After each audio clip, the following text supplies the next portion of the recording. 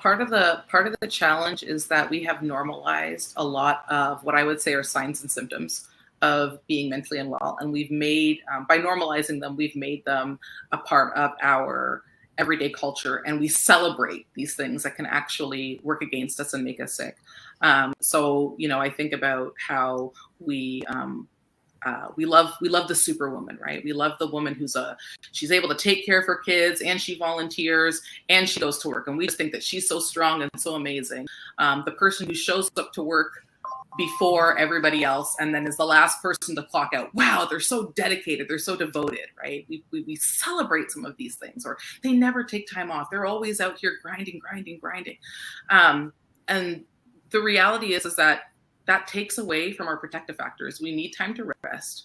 We need time to ourselves. We need time to be able to, cut off our work hat and focus on other things.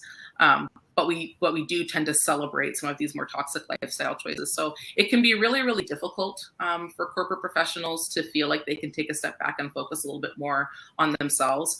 And one of the biggest parts of that is just related to fear, because since we celebrate productivity and workaholism so much, perfectionism, being able to nail all those details, what can happen a lot of times is that we're afraid to actually behave differently. So maybe you would like to just clock in at 9 and clock out at 4, but you're afraid that if you do, that you'll be seen as lazy, or you'll be seen as less motivated, less invested in the mission, right?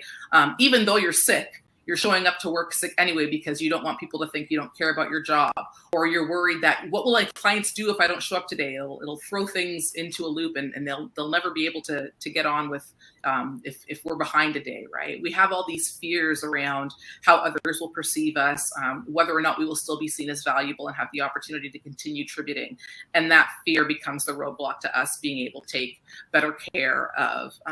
Really be able to take care of ourselves. And what it also does is not only are we glorifying and sort of putting up on a pedestal some toxic behaviors, but we're also vilifying all of our protective factors, right? So staying home when you're sick, and maybe this is beginning to change because of the pandemic, but staying home when you're sick, taking time off, going on vacation with your family, right? Like, these are things that help protect our mental wellness and our overall well-being. Being able to set a schedule for yourself based around when you're most productive, right? These are all things that can help promote our well-being, but a lot of times we can't get to them because we're sort of still in this culture of work, work, work, work, work, and everything valuable is work, right?